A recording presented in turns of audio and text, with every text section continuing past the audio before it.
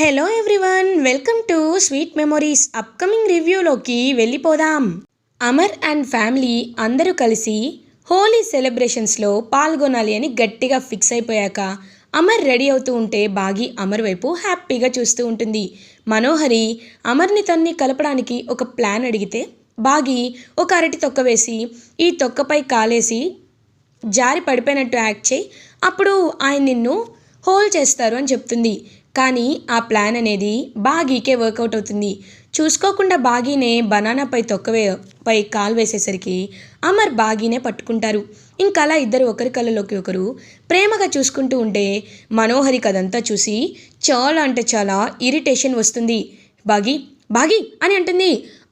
మనోహరి, sorry మనోహరి, నేనేమైనా చేశానో చెప్పు, నువ్వే చూసావు కదా ఏం జరిగిందో. సరే సరే, ఇది కాకపోతే ఇంకొకటి, మనకి ఇలాంటి అవకాశాలు చాలా వస్తాయి. ఇప్పుడైనా ఖచ్చితంగా నీకు హోలీ కలర్ పూస్తారు, నాది గ్యారంటీ, రారా రారా అని చెప్పి ఇంకా అలా కిందకి తీసుకువెళ్ళిపోతుంది మనోహరిని బాగి. అలా మనోహరి, బాగి, అమర్ ఫ్యామిలీ అందరూ గార్డెన్ లాన్ ఏరియాలోకి వచ్చేస్తారు. లాన్ ఏరియాలోకి అప్పుడే రాజుగారేమో అనాథ శరణాలయం నుండి పిల్లల్ని తీసుకొస్తారు.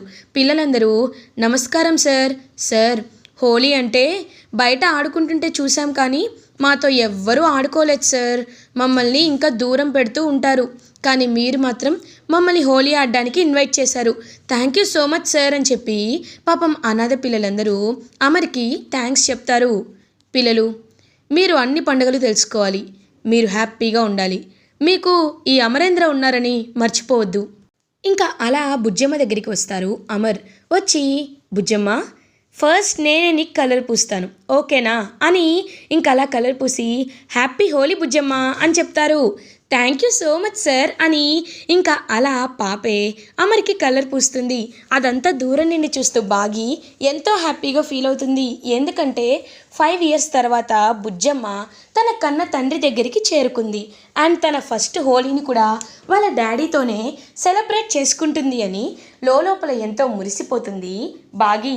మనోహరి మాత్రం ఏంటి అందరూ హోలీ ఆడుకుంటున్నారు కానీ నాకు మాత్రం ఎవరు వచ్చి కలర్ పోయటం లేదే అని ఆలోచిస్తూ ఉంటే ఏం చేయమంటావు మనోహరి, ఎలా పూస్తారు చెప్పు, పిల్లలతో నీకు మంచితనం ఉందా? లేదు, వాళ్ళు ఎప్పుడూ కసురుకుంటూ ఉంటావు. పోనీ బయట పిల్లలతో ఏమైనా మంచితనం ఉందా? అది లేదు, కనీసం పిల్లికి కూడా భిక్షం పెట్టవు. పోనీ అమరేంద్ర సార్తో అయినా ఆయన కనీసం నీ వైపు ఎడమ కన్ను రెప్పెత్తి కూడా చూడటం లేదు. ఇంకేం చేస్తావు మనోహరి, ఏకాకిలా ఉన్నప్పుడు ఏకాకిలాగే మిగిలిపోవాలి అని అంటుంది చంబ. ఏయ్ చంబ, ఏంటి నోటుకొచ్చినట్టు మాట్లాడుతున్నావు? అమర్ నా వైపు చూడకపోవడం ఏంటి? చూస్తున్నాడు అని అంటారు. చూస్తున్నారా? ఎక్కడా? ఒకసారి మీరే అటు చూడండి అనేలోపు ఇంకా బాగి అమర్ దగ్గరికి వెళ్ళి అమర్కి కలర్ పూస్తుంది.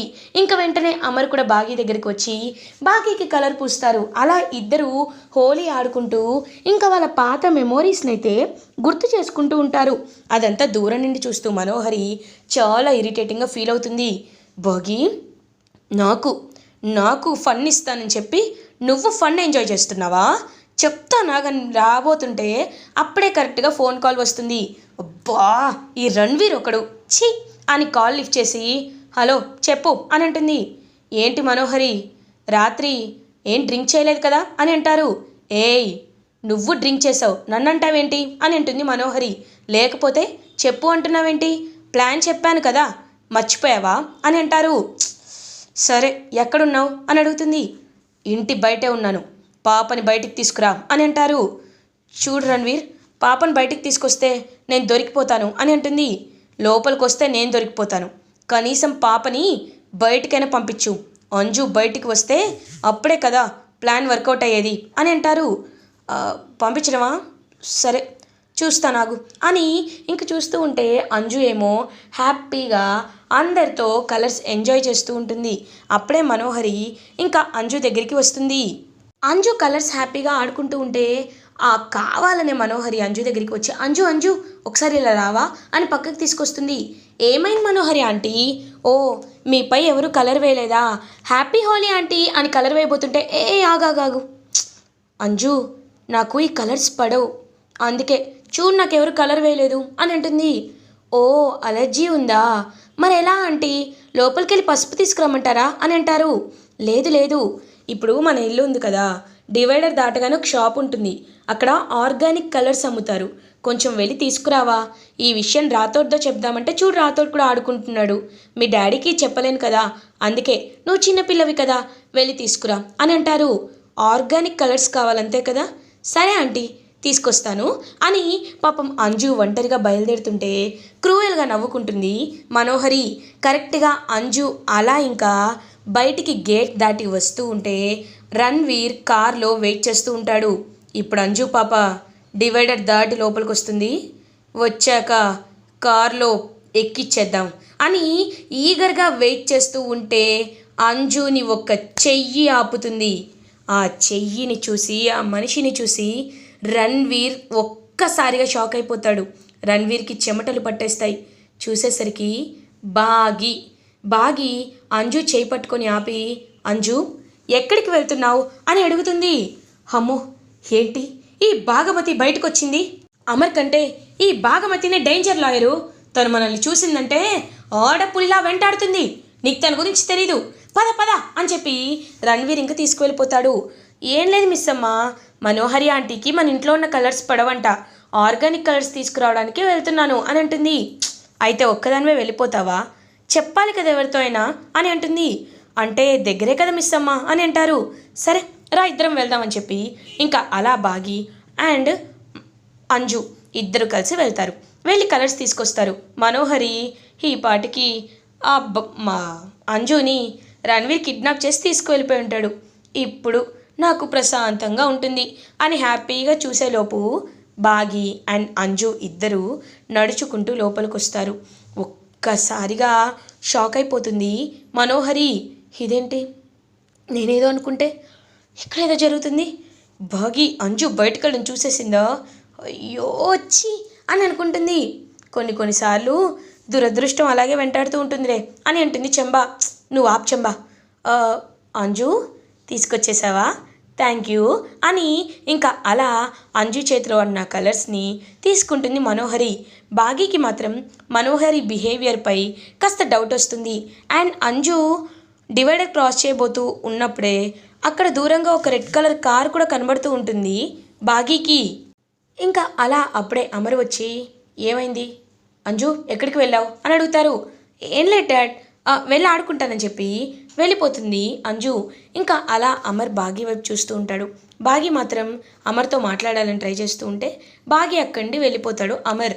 ఇంకా అలా హోలీ సెలబ్రేషన్స్ని చాలా అంటే చాలా హ్యాపీగా జరుపుకుంటారు అమర్, బాగి అండ్ ఫ్యామిలీ. కానీ మనోహరిపై ఒక్కరు కూడా కలర్ వేరు, అలాగే ఉంటుందన్నమాట మనోహరి. అప్పుడే పిల్లలందరూ మనోహరి దగ్గరికి వచ్చి, ఆంటీ అదేంటి మీపై ఎవరు కలర్ వేయలేదు, ఏంటో ఒక్కొక్కసారి ఇలాగే ఉండిపోవాల్సి వస్తుంది అని పిల్లలు అంటుంటే మనోహరికి చాలా కోపం వస్తుంది. ఏయ్ మీరు ఆగండి అని అంజునే దగ్గరికి వెళ్ళి మనోహరిని హక్ చేసుకొని మనోహరికి కలర్ పూస్తుంది. అంజు మనోహరిని హక్ చేసుకోగానే ఎంతైనా మనోహరి తన కన్న తల్లి కాబట్టి ఒక టైప్ ఆఫ్ మంచి ఫీలింగ్ అయితే అనిపిస్తుంది మనోహరికి. ఇంకా తన కూతురే హక్ చేసుకున్నట్టు అనిపిస్తూ ఉంటుంది మనోహరికి.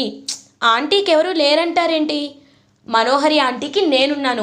ఎంత కాదన్నా ఆంటీ అమ్మ ఫ్రెండ్ కదా, పాపం ఆంటీకి కూడా ఎవరున్నారు, మనం తప్ప.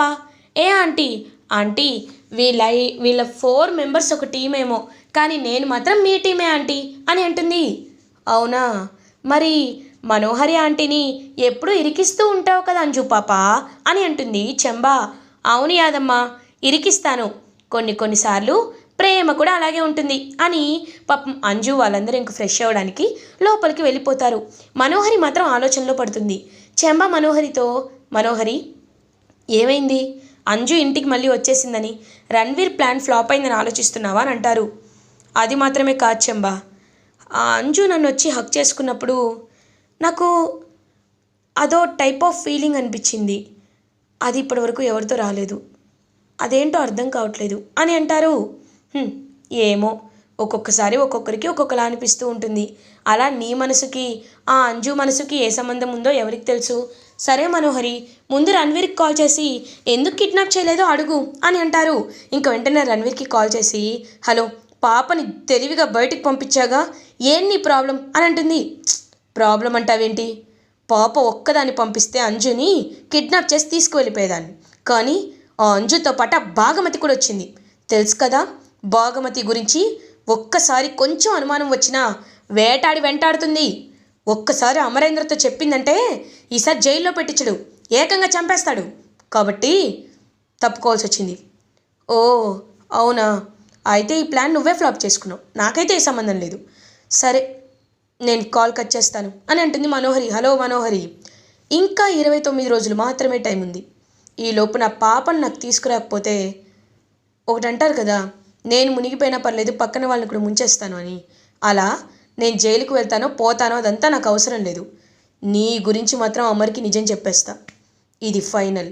అప్పుడు నాతో పాటు నువ్వు కూడా నా పక్కనే జైల్లో కూర్చొని చిప్పకూడు తిను అని కాల్ కట్ చేస్తాడు రణ్వీర్.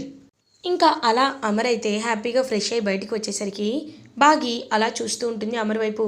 ఏంటి అలా చూస్తున్నావు అని అడుగుతారు. ఏం లేదండి, మీరు నాకు కలర్ పూస్తున్నప్పుడు మీరు చాలా హ్యాపీగా ఉన్నారు కదా అని అంటుంది. అంటే అందరికీ పూస్తూ నీకు కూడా పూసాను అని అంటారు. అవునా, నిజమా? రాథోడ్ అని పిలుస్తుంది. ఏంటి మిస్ అమ్మ అని అంటారు. అమర్ గారు మీకేమైనా కలర్ పూసారా అని అడుగుతుంది. లేదు మిస్ అమ్మ అని అంటారు. చూసారా, మీరెవ్వరికీ పూయలేదు, నాకే పూశారు. నేను స్పెషల్ కదా, ఇంకా నేను మీ గుండెల్లో ఉన్నాను కదా అని అంటుంది బాగి. హేయ్ లూజ్, ఏంటా మాటలు? నువ్వు నా హార్ట్ నుండి వెళ్ళిపోయి 5 ఏళ్ళు అయిపోయింది అని అంటారు. వెళ్ళిపోయా? కోప్పడా? మీ ప్రేమని కోపం కప్పేస్తుందని నాకు తెలుసు. అది మెల్లమెల్లగా తీసిన తర్వాత నాపై మీకు ఎంత ప్రేమ ఉందో అది బయటపడుతుంది అని చెప్పి బాగి అక్కడి వెళ్తూ వెనక్కి తిరిగి, ఏమండి మీకు విషయం చెప్పడం మర్చిపోయాను. నాకు ఇవాళ రణ్వీర్ కార్ కనబడింది, మన ఇంటి దగ్గరే అతని కారు ఉంది అని చెప్తుంది. ఒక్కసారిగా షాక్ అయిపోతాడు అమర్. ఏంటి, రణ్వీర్ కార్ని చూసావా అని అంటారు. అవును, అంజు కలర్స్ కొనడానికి వెళ్తున్నప్పుడు నేను అంజుతో పాటు వెళ్ళాను. అప్పుడు అతని కారే నాకు కనబడిందని నేను బాగా నమ్ముతున్నాను. సీసీటీవీలో చెక్ చేస్తే తెలుస్తుంది అనేసరికి రాథోడ్ సీసీటీవీని తెప్పించు అని అంటారు. ఇంకా సీసీటీవీని యాక్సెస్ చేసుకునేసరికి క్లియర్గా అక్కడ రెడ్ కలర్ కారే, రణ్వీర్ కారే కనబడుతుంది. ఇంకా బాగిని అంజుని చూసి ఇద్దరు వెళ్ళిపోయేసరికి అదంతా చూస్తాడనమాట అమర్. అంటే మన ఇంటి ముందే కాపలా కాస్తున్నాడంటే ఏదైనా అటాక్ చేయాలనుకుంటున్నాడా?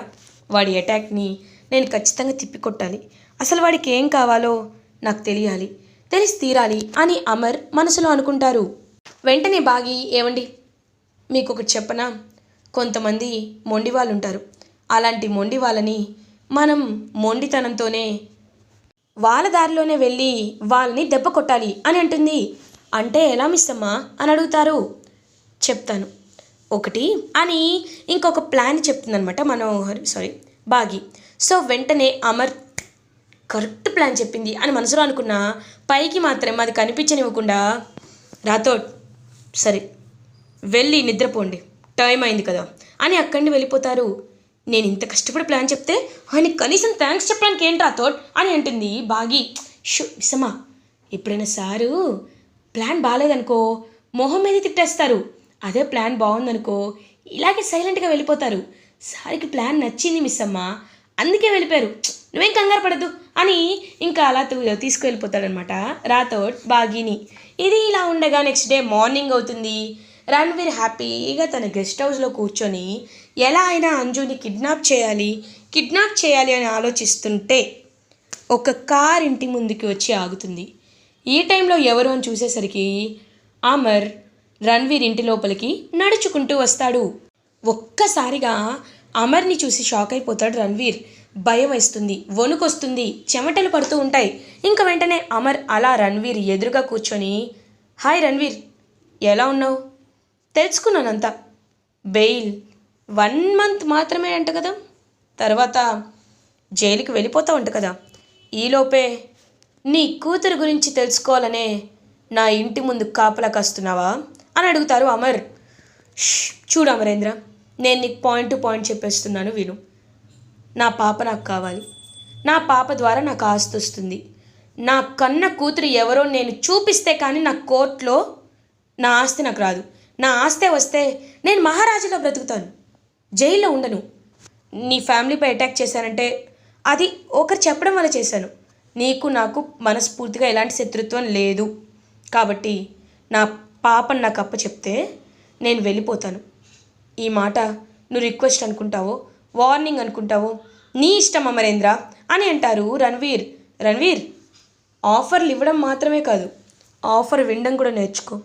నువ్వు నాకు ఈ ఆఫర్ ఇచ్చావు, నేను నీకు ఈ ఆఫర్ ఇస్తున్నాను. అదేంటో తెలుసా?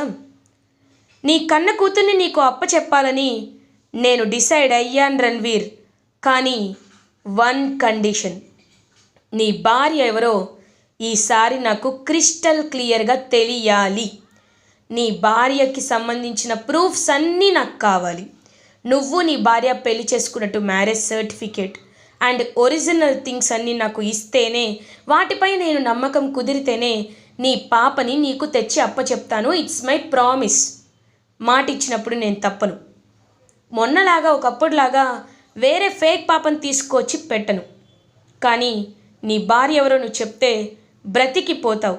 లేదు, నా భార్య ఎవరో నేను చెప్పను, నా పాప కావాలని నేను నా ఇంటిపై అటాక్ చేస్తాను అంటే మాత్రం రణ్వీర్, నువ్వు ప్రాణాలతో ఉండవు. నీ ప్రాణాలు కావాలో, నీ ఆస్తి కావాలో, నీ పాప కావాలో డిసైడ్ చేసుకో. నీకు టైం కొంచెమే ఉంది.